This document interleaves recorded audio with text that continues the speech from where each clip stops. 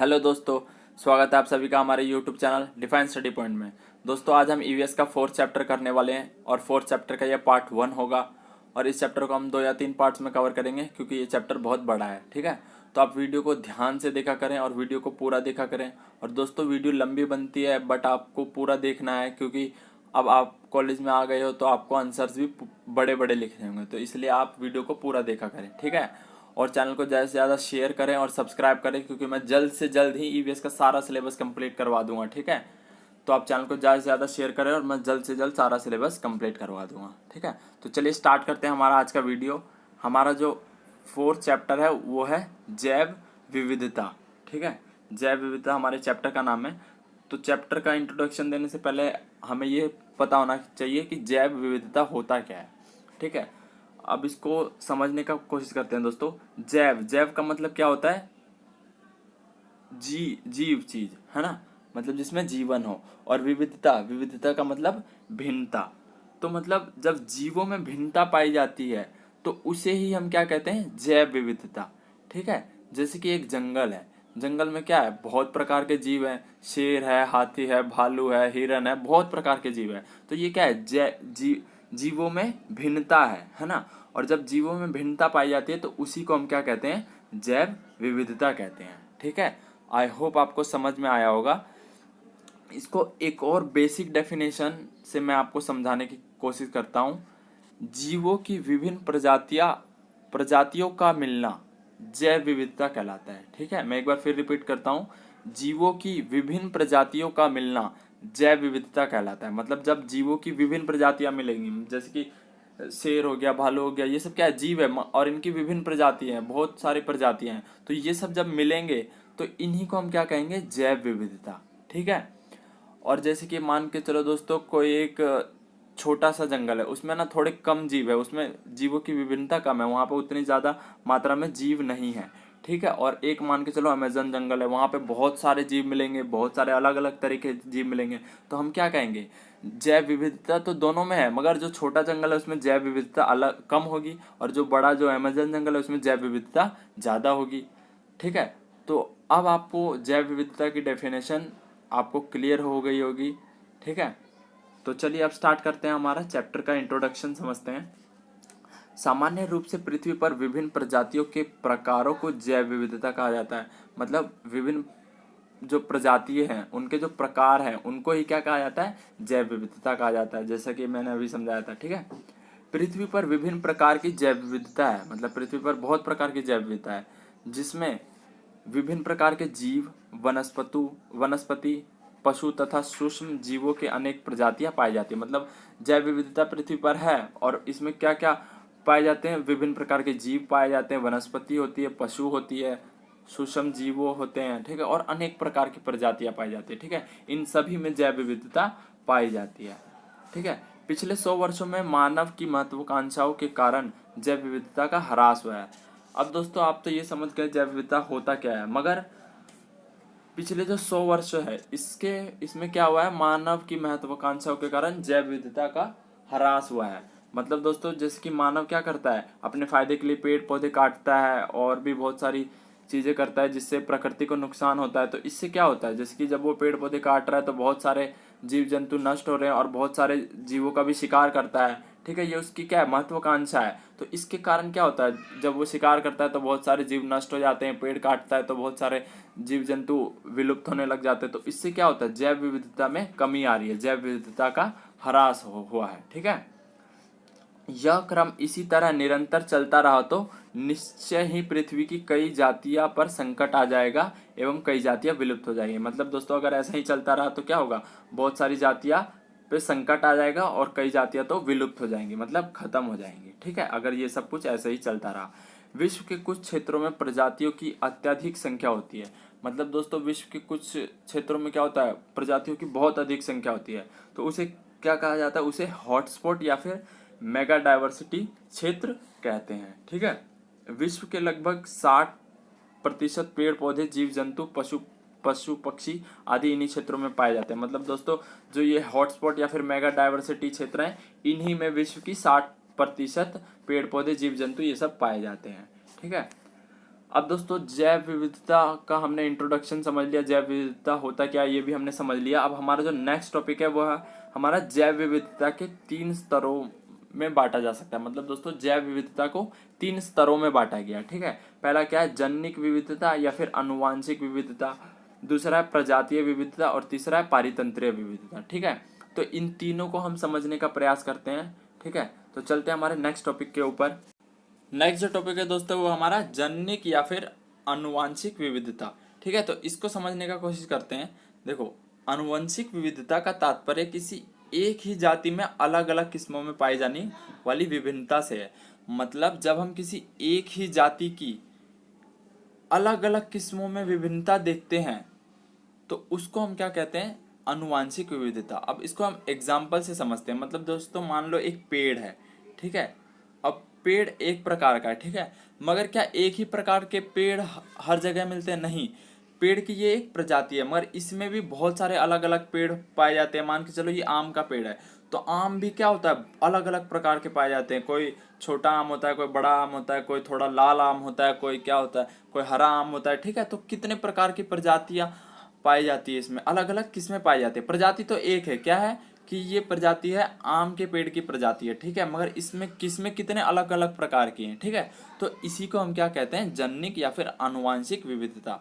जिसकी एक और एग्जाम्पल से समझाता हूँ। जिसकी भारत में धान की 5,000 से अधिक किस्में हैं। तो दोस्तों धान क्या है, धान है मान के चलो, ठीक है। धान एक प्रजाति है, ठीक है, मगर इसकी किस्में कितनी है, बहुत सारी किस्में हैं। कितनी है, 5,000 से अधिक, सॉरी 50,000 से अधिक है, ठीक है। तो धान तो एक ही प्रजाति है मगर उसकी किस्में कितनी है, 50,000।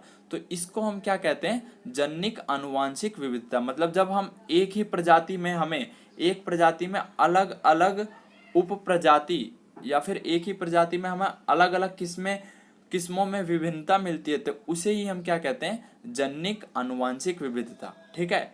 एक बार मैं आपको और अच्छे से समझा देता हूं। जब हमें एक ही प्रजाति में अलग अलग प्रकार की किस्में पाई जाती है तो उसे हम जनिक विविधता कहते हैं, ठीक है। और इसका एग्जाम्पल मैंने समझा दिया। जैसे कि धान क्या है, एक ही एक प्रजाति और उसमें विभिन्नता अलग अलग पाई जाती है, 50,000 तरह की उसमें किस्में पाई जाती है, ठीक है। तो ये क्या हो गया, जनिक या फिर आनुवांशिक विविधता, ठीक है। पौधों, पशु या फिर अन्य प्राणियों की किसी प्रजातियों की हर सदस्य अपनी जनिक आनुवंशिक संरचना में एक दूसरे सदस्य से बहुत भिन्न होता है।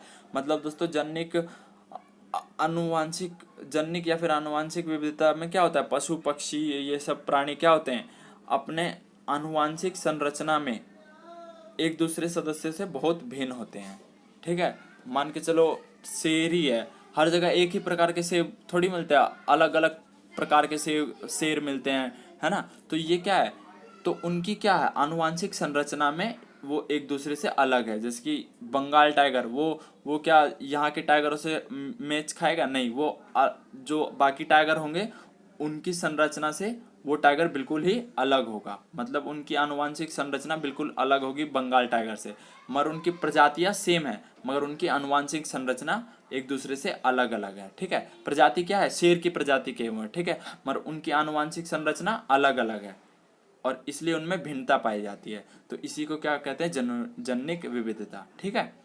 उदाहरण के लिए हर मनुष्य एक दूसरे मनुष्य से बहुत से आयामों पर बहुत अलग अलग होता है। मतलब दोस्तों हम मनुष्य क्या हैं, सब एक ही प्रजाति के हैं, मोस्टली एक ही प्रजाति के हैं, ठीक है, मगर क्या होता है, हम में भी विभिन्नता पाई जाती है। कोई छोटा होता है, कोई बड़ा होता है, हाँ, कोई काला होता है, कोई गोरा होता है। ये सब क्या है, ये सब विभिन्नता है और क्या है, एक ही प्रजाति में विभिन्नता है, ठीक है। तो इसी को हम जनिक आनुवंशिक विविधता कहते हैं। तो अब आपको और अच्छे से क्लियर होगा। एक और एग्जांपल देखते हैं। जैसे कि भारत में धान की 50,000 से अधिक किस्में पाई जाती है, ठीक है। धान क्या है, एक ही प्रजाति है, ठीक है, मगर इसमें कितनी 50,000 से अधिक किस्में पाई जाती है, ठीक है। आनुवांशिक विविधता बढ़ने के साथ ही जातियों में पर्यावरणीय दशाओं में परिवर्तन के सापेक्ष अनुकूलन बढ़ता है। मतलब जितनी आनुवांशिक विविधता बढ़ेगी उतना ही क्या होगा, अगर पर्यावरण बदलेगा तो भी जो प्रजाति होगी उसका नष्ट होने का खतरा कम होगा। मतलब वो उस बदले हुए परिवर्तन में भी उसके अनुकूल ढल जाएगा, उस बदले हुए परिवर्तन में भी वो जीवित रह पाएगा जितनी ज्यादा आनुवांशिक विविधता होगी, ठीक है ना। तो आई होप दोस्तों आपको ये टॉपिक क्लियर हुआ होगा, जनिक या फिर आनुवांशिक विविधता। ठीक है, चलते हैं हमारे नेक्स्ट टॉपिक के ऊपर। नेक्स्ट जो टॉपिक है दोस्तों वह हमारा प्रजातीय विविधता। ठीक है, तो इसको समझने का कोशिश करते हैं। प्रजातीय विविधता से तात्पर्य है किसी पारिस्थितिकी तंत्र में पशु, वृक्ष, जीव जंतु के समुदायों के प्रजातियों में अंतर से है। इसका एक सिंपल सा डेफिनेशन ये समझिए कि किसी पारिस्थितिकी तंत्र में मिलने वाली विभिन्न प्रजातियां, उसी को प्रजातीय विविधता कहते हैं। मतलब दोस्तों किसी पारिस्थितिकी तंत्र है, कोई एक पारिस्थितिकी तंत्र है, उसमें कितनी प्रकार की प्रजातियां मिलती है, उसी को हम क्या कहते हैं, प्रजातीय विविधता। मान के चलो ये एक पारिस्थितिकी तंत्र है, ठीक है। अब इसमें क्या है, एक शेर है, एक मान के चलो एक मोर है, एक मान के चलो भालू है, एक मान के चलो हिरन है, या एक मान के चलो एक बंदर है। तो ठीक है, इसमें कितनी प्रकार की प्रजातियां हैं, 5 हो गए। तो हम क्या कहेंगे, इसकी प्रजातीय विविधता कितनी है, 5। ठीक है, तो मतलब किसी पारिस्थितिकी तंत्र में मिलने वाली विभिन्न प्रजातियों की संख्या को ही क्या कहते हैं, प्रजातीय विविधता। ठीक है, मतलब किसी पारिस्थितिकी तंत्र में कितनी प्रकार की प्रजातियां मिल रही है, उसी को हम क्या कहते हैं, प्रजातीय विविधता। ठीक है, मतलब प्रजातियों में अंतर, मतलब जैसे कि शेर एक प्रजाति है और दूसरा क्या हो गया, मोर एक अलग प्रजाति है, तो इसमें अंतर है।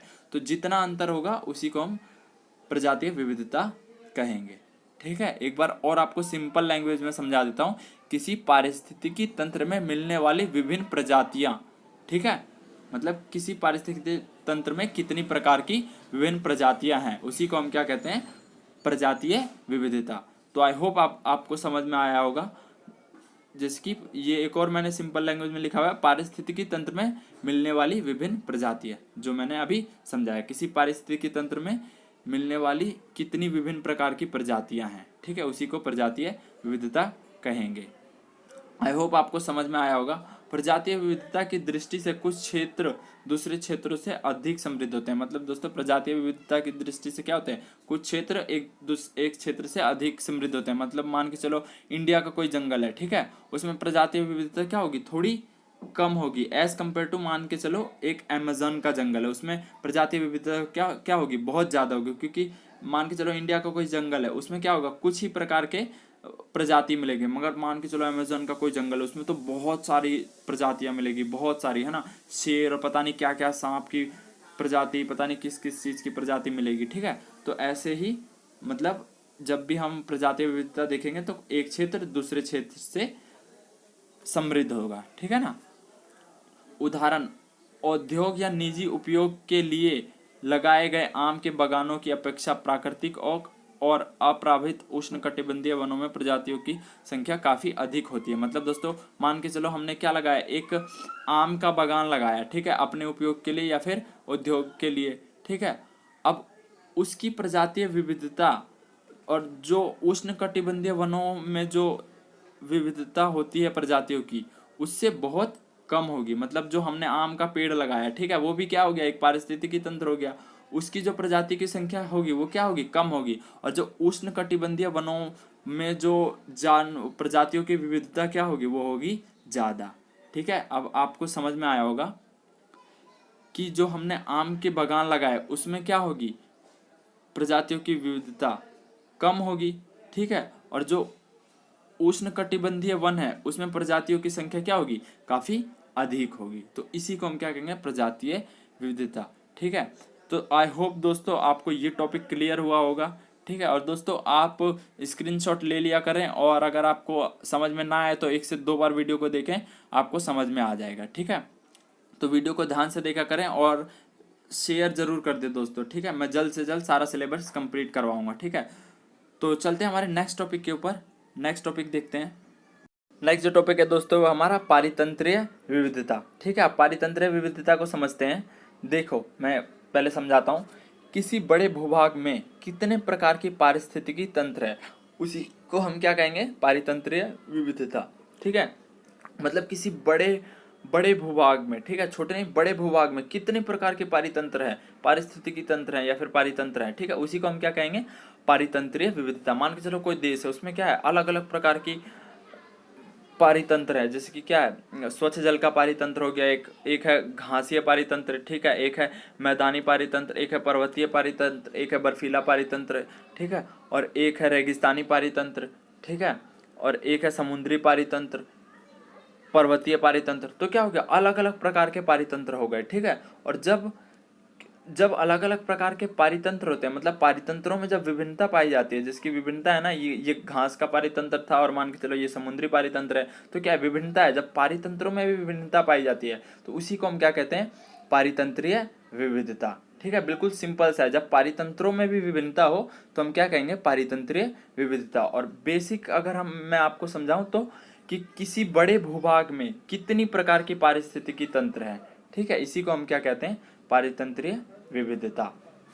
तो आई होप आपको समझ में आया होगा। एक बार एग्जांपल से समझाता हूँ। मान के चलो कोई देश है, ठीक है, कोई छोटा सा देश है, उसमें पारितंत्रीय विविधता ज़्यादा नहीं है। मान के चलो उसमें बस है घासीय पारितंत्र, समुद्री पारितंत्र, पर्वतीय पारितंत्र, ठीक है, और रेगिस्तानी पारितंत्र। मान के चलो सिर्फ ये 4 पारितंत्र है, ठीक है। वहीं मान के चलो एक भारत है, इसमें बहुत सारे पारितंत्र हैं। इसमें क्या है, घासीय पारितंत्र है, बर्फीला पारितंत्र है, ठीक है, समुद्री पारितंत्र है, पर्वतीय पारितंत्र है, रेगिस्तानी पारितंत्र है, ठीक है, स्वच्छ जल का पारितंत्र है, वन पारितंत्र है, अलग अलग प्रकार के पारितंत्र है। तो हम क्या कहेंगे कि भारत का जो पारितंत्रीय विविधता है वो इस देश से काफ़ी अधिक है और इस देश का पारितंत्रीय विविधता भारत से काफ़ी कम है, ठीक है।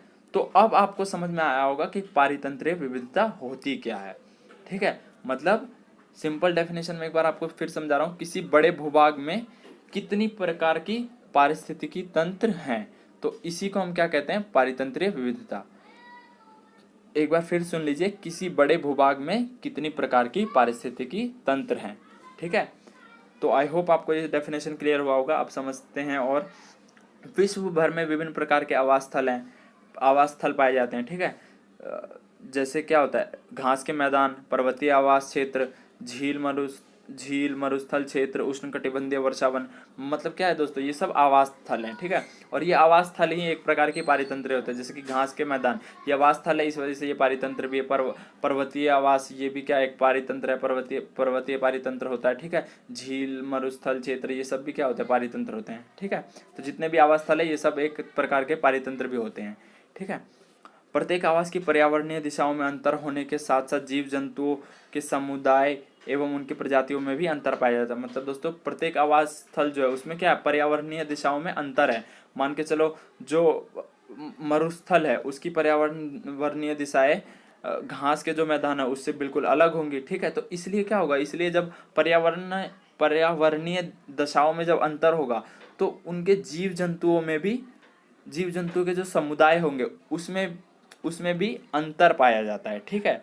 जैसे कि जो मरुस्थल में जो जीव जंतु मिलेंगे वो घास के मैदानों के जीव जंतु से बिल्कुल अलग होंगे, क्योंकि दोनों की जलवायु अलग है, जो दोनों की पर्यावरणीय दिशाएं भी अलग है, तो इसलिए दोनों के जीव जंतु भी अलग अलग मिलेंगे, ठीक है।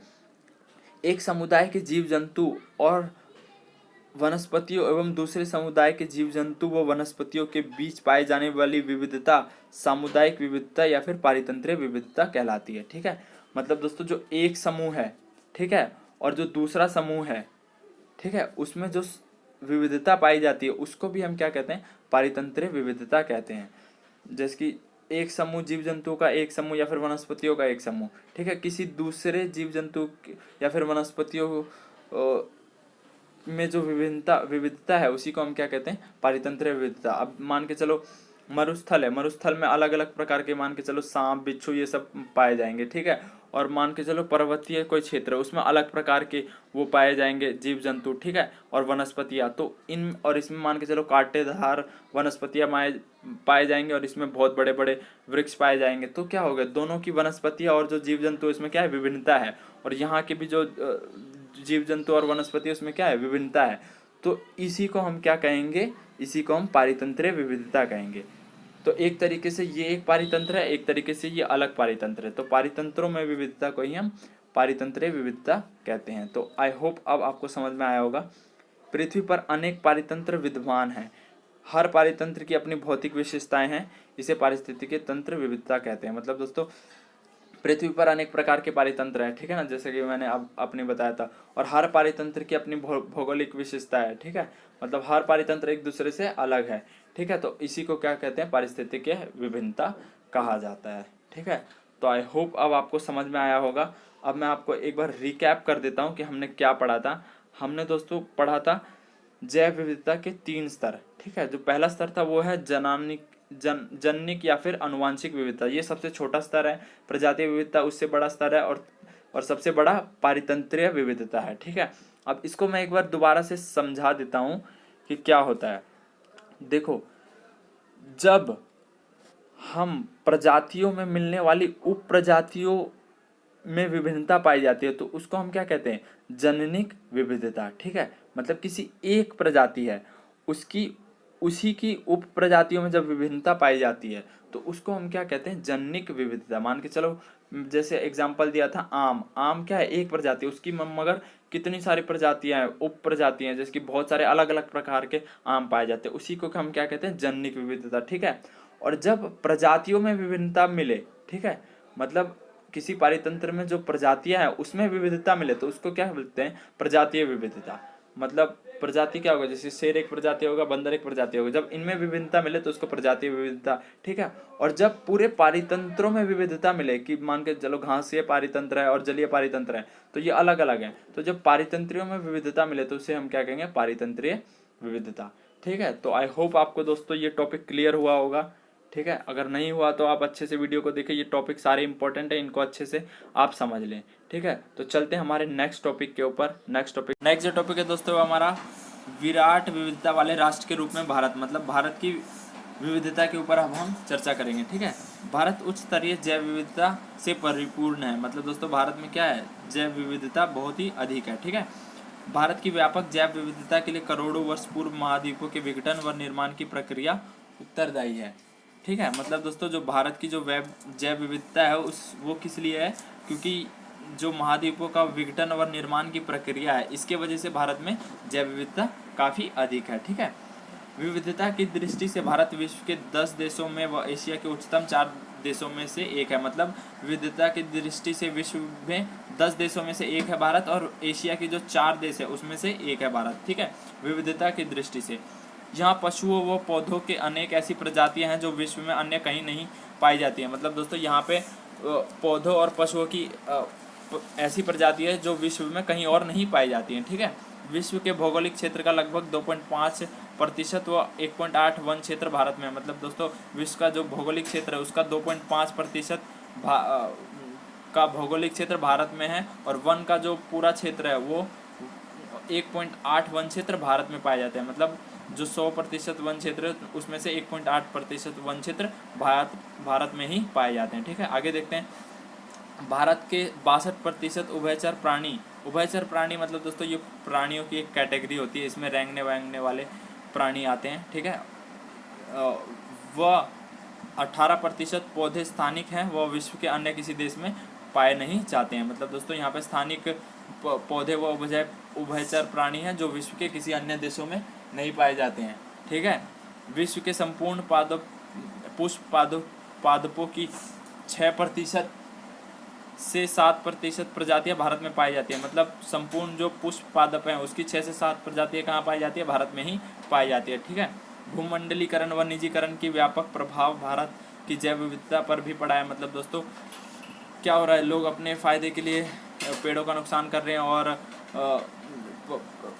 क्या बोलते हैं, जानवरों का शिकार कर रहे हैं, जिससे क्या हो रहा है, जैव विविधता पर प्रभाव पड़ा है, ठीक है। और भारत के अनेक पादप प्राणियों की स्थानिक प्रजातियां विलुप्त होने के कगार पर है। मतलब दोस्तों भारत में बहुत सारी अनेक पादप प्राणियां क्या होने पे विलुप्त होने के कगार पर है, ठीक है। वनों की कटाई हो रही है और शिकार हो रहे हैं, ऐसे बहुत सारे चीज़ें जो मानव अपने फ़ायदे के लिए कर रहा है, जिससे बहुत सारी प्रजातियाँ विलुप्त होने के कगार पर है, ठीक है।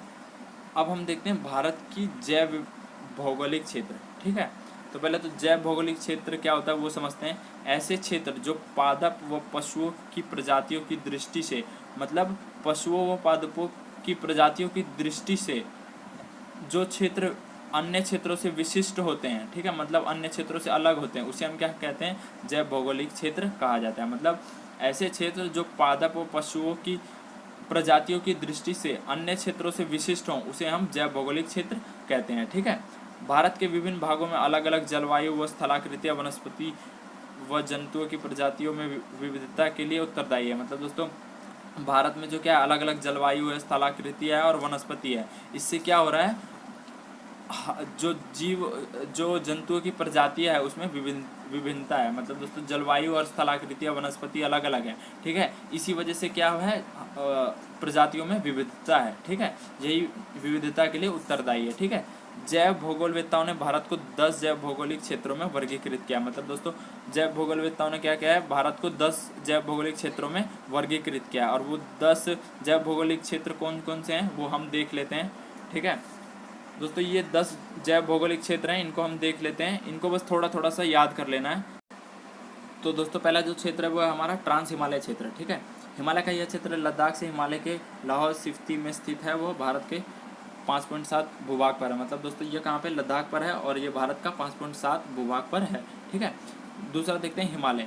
हिमालय पर्वत श्रृंखला का उत्तर पश्चिम में कश्मीर से उत्तर पूर्व में असम तक का जो भारत के भूभाग का 7.2% हिस्सा है। मतलब दोस्तों ये कश्मीर से कहाँ तक है, असम तक है। ठीक है, और ये भारत के भूभाग का 7.2% हिस्सा है। ठीक है, मरुस्थल देखते हैं। भारत का लगभग 6.9% भूभाग रेगिस्तान है। मतलब दोस्तों भारत का 6.9% भूभाग क्या है, रेगिस्तान है। इसमें पश्चिमी राजस्थान व गुजरात के रेगिस्तान के अतिरिक्त, मतलब दोस्तों जो रेगिस्तान है उसके अतिरिक्त क्या आते हैं, ये ठंडा रेगिस्तान भी इसमें शामिल है। ठीक है, गंगा व ब्रह्मपुत्र देखते हैं। गंगा व ब्रह्मपुत्र मैदान, यह मैदान गंगा व ब्रह्मपुत्र नदी प्रणाली द्वारा बनाए गए थे। ठीक है, सुंदरबन के जंगल भी इस क्षेत्र में स्थित है। मतलब सुंदरबन के जंगल भी इस क्षेत्र में स्थित है।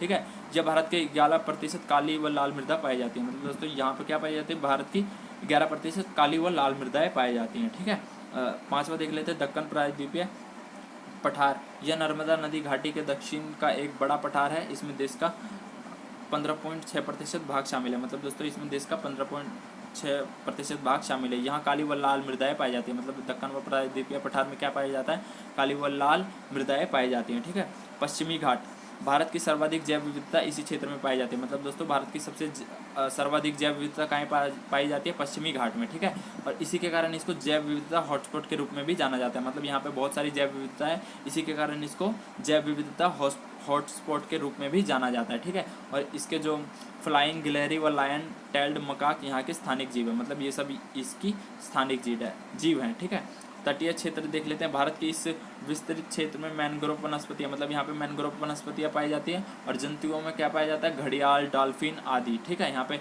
वनस्पतियों में तो मैनग्रोव पाए जाते हैं और जंतुओं में घड़ियाल, डॉल्फिन की बहुलता है। ठीक है, बंगाल की खाड़ी के निकट सुंदरबन में विशेष बंगाल टाइगर पाए जाते हैं। ठीक है, मतलब बंगाल की खाड़ी के निकट जो सुंदरबन है उसमें विशेष बंगाल टाइगर भी पाए जाते हैं।